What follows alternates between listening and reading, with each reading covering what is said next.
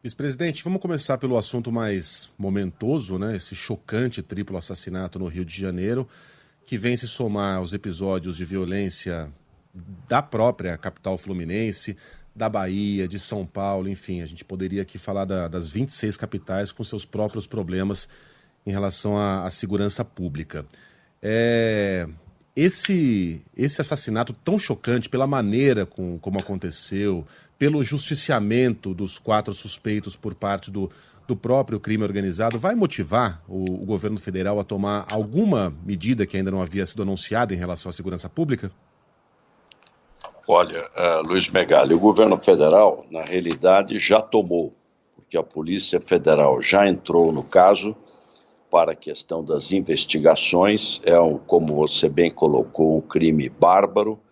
Nossa total solidariedade, sentimentos, orações às famílias que perderam as suas vítimas, os colegas médicos, e o que se deseja é apuração imediata e punição rigorosíssima. O governo federal já também criou um programa, está trabalhando, focado nas organizações criminosas.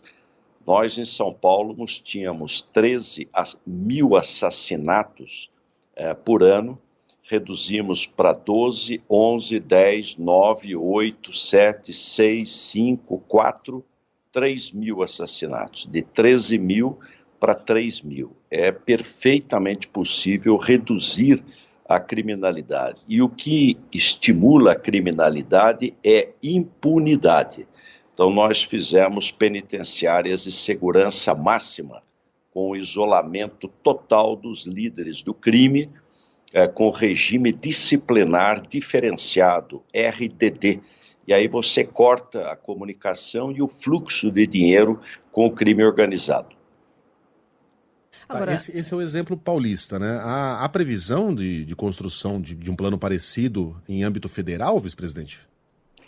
Olha, o presidente Lula era presidente da República, o ministro Márcio Tomás Bastos era o ministro da Justiça, e você deve se lembrar, no caso do Fernandinho Beiramar, o governo federal não tinha penitenciária de segurança máxima, então o ministro pediu para que ficasse em São Paulo 60 dias, embora o crime tenha sido cometido no Rio de Janeiro, e nós tínhamos obrigação de ajudar. Essa é uma questão que todo mundo deve ter colaboração. Ficou quase 2 anos em São Paulo, sumiu, ninguém mais falava de Fernandinho Beiramar, só saiu de lá porque a justiça determinou. Aí o governo federal, o governo do presidente Lula, ministro Márcio Tomás Bastos, começou a fazer as penitenciárias e penitenciárias de segurança máxima. Então, hoje o governo federal tem penitenciárias de segurança máxima para líderes do crime organizado. Agora, especificamente para a Bahia, vice-presidente, bom dia, Sheila falando aqui. A gente está observando uma escalada na violência, bom dia. A gente está observando uma escalada na violência na Bahia, a partir do crescimento exatamente do crime organizado, das facções criminosas. Como interromper esse processo? Porque o que nós ouvimos dos baianos, da população muito assustada em Salvador, na região metropolitana, é o temor de que essas áreas se transformem numa espécie de Rio de Janeiro, sob a ótica de quando se fala em áreas conflagradas, dominadas pelo tráfico. Não vai resolver em 24 horas, não tem passe de mágica, mas tem trabalho e perseverança. Há que se trabalhar permanentemente, especialmente com inteligência, no sentido de identificar os líderes do crime organizado para o que sempre se disse, prender bem, quer dizer, prender realmente aqueles casos mais graves e ter onde colocá-los. Investir no sistema penitenciário é essencial, porque não tem segurança boa sem um bom e forte sistema penitenciário.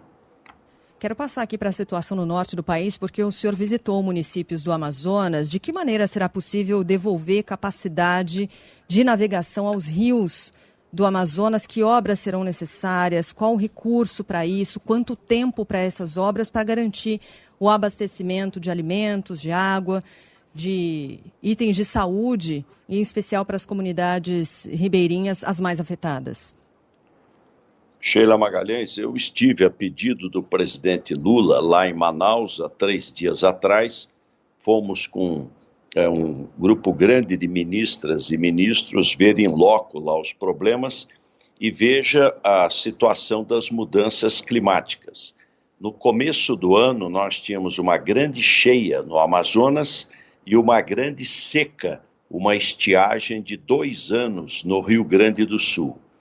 10 meses depois, nós temos ciclone e enchentes gravíssimas no Rio Grande do Sul, até no sul do Brasil, Santa Catarina, agora também Paraná, enfrentando o problema, e uma seca que é a segunda pior das últimas décadas no Rio Amazonas, que continua caindo. Ele está caindo em média 10 centímetros por dia. Então, a primeira tarefa é humanitária, socorro às vítimas, alimento, água, combustível. Então, as prefeituras estão encaminhando a Defesa Civil ao Ministério da Integração e Desenvolvimento Regional. O ministro Valdez esteve lá conosco e o recurso será liberado. O segundo é abrigamento. No caso do Amazonas, é menor o número. Tivemos um caso muito triste no município, até de perda de vidas. Então, 400 a 800 mil reais por pessoa é passado também para a prefeitura. O terceiro é garantir energia. O Ministério de Energia, Minas e Energia, foi muito previdente, já encaminhou estoque de combustível para a região há 2 meses atrás e anteontem teve reunião o que participou o operador nacional do sistema e algumas termoelétricas ficarão acionadas para caso de necessidade, especialmente voltado a Rondônia e Acre, porque a usina de Santo Antônio parou por falta d'água. E a dragagem do rio, as avenidas, as rodovias da região do Amazonas são os rios. E com a estiagem prejudica a navegação. Já começou a dragagem no rio Solimões, entre Tabatinga e Benjamin Constant, e começará nos próximos dias a dragagem no rio Madeira, até a foz do rio Madeira, no Amazonas, entre Tabocal e o próprio rio Amazonas, restabelecendo a navegabilidade. E temos que prever o futuro, porque essas questões de mudanças climáticas acentuam os extremos. Quando chove, chove demais. Quando faz seca demais. Então, o Ministério de Portos e Aeroportos e o DENIT do Ministério dos Transportes estão trabalhando um grande plano hidroviário para a região norte do Brasil. Nós tivemos recentemente a aposentadoria da ministra Rosa Weber, nessa semana, né? Se aposentou do cargo no início da semana. Há uma vaga aberta no tribunal que deve ser preenchida por um magistrado indicado pelo presidente da República. Eu disse magistrado, porque Lula já adiantou que essa questão de gênero não deve ser preponderante na escolha, ainda que dos 11 ministros, somente uma é mulher, a ministra Carmen Lúcia. Eu queria saber da opinião do senhor com relação a esse desequilíbrio de gênero na composição do Supremo. O senhor acredita que essa questão de gênero deveria servir como critério na escolha de quem vai ocupar a próxima cadeira?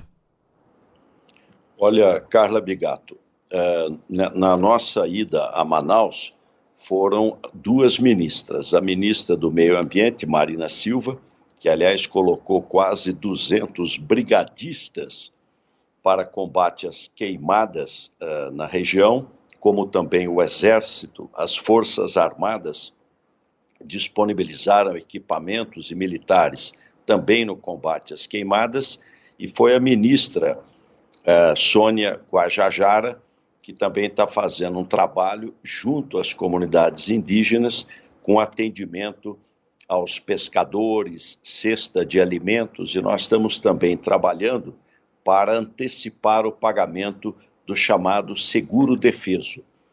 O presidente Lula tem um recorde de ministras e de presença de mulheres no governo federal. Sempre que for possível, ele o fará. Ele estimulará o maior espaço e participação das mulheres na vida pública e na política brasileira. Não está ainda definida a questão da substituição de quem será o novo ministro do Supremo Tribunal Federal. Vamos aguardar.